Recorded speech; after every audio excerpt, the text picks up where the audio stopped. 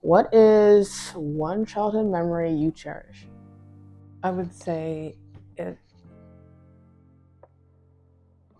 is having breakfast with my grandma and grandpa. And they made it on a wood-burning stove. And we would have tortillas and eggs. And I never really liked coffee, but they had coffee every morning that they poured grounds in a pot and put water in it and boiled it, and that was coffee. But my grandma solved the problem, so I would drink it.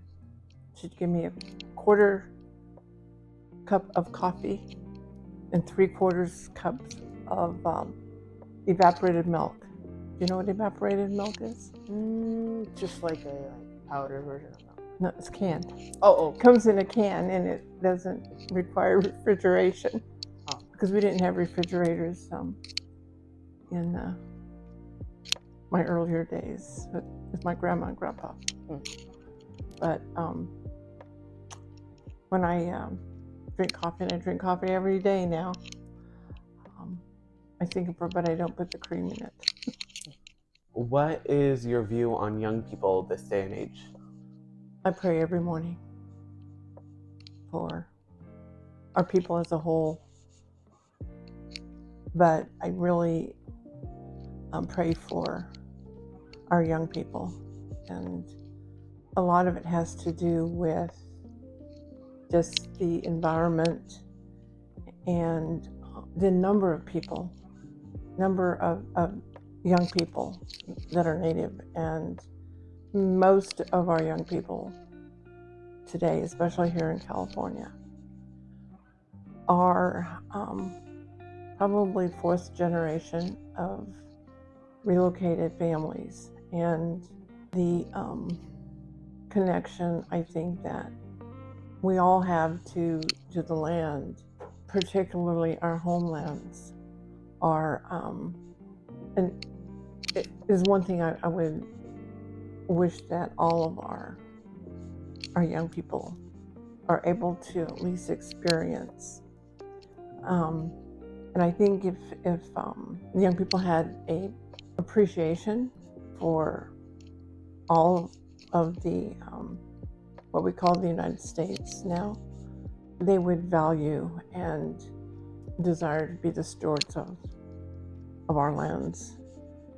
But there are so many communication devices, social media, that have instant and sometimes unqualified or misinformation, and it kind of concerns me that it's so easily accessible to our young people, and that there is not that connect.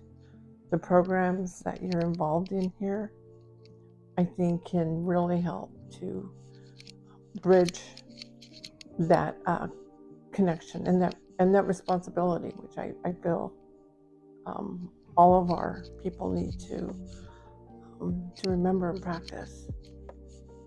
If there were something you could change in the past or present, what would it be? I love my grandma, and I adore my mother. And my grandma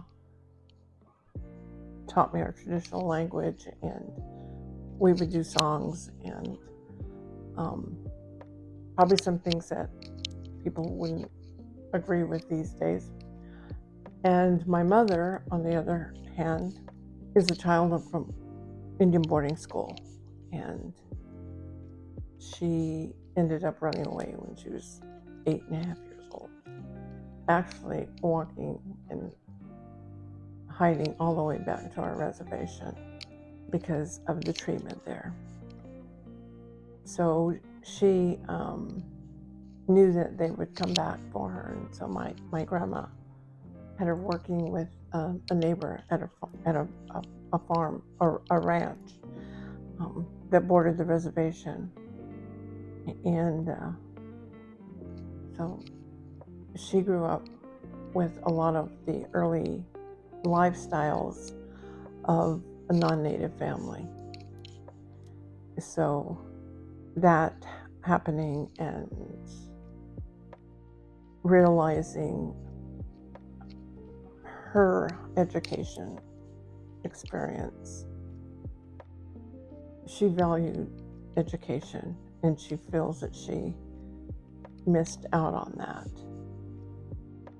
And she wanted me to be as educated as possible and didn't want me to speak the language anymore, and definitely didn't want me to do and be involved in some of the practices.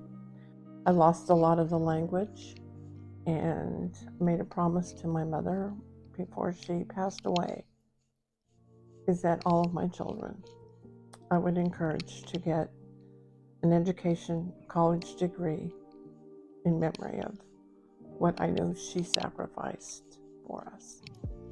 So when I think about it, I would change and probably fight harder to keep the language and use it, although there were very few people that were around me that I could speak, with. And I may learn it. It's one of the three languages that are from the state of Nevada, where my tribe is, are taught at the University of Nevada in Reno. So the Paiute, Washoe, and Shoshone language are all curriculum. And so when I go home sometimes, I'm up at the school and I hear people talking Paiute. I'm going, oh my God, I got to take that class.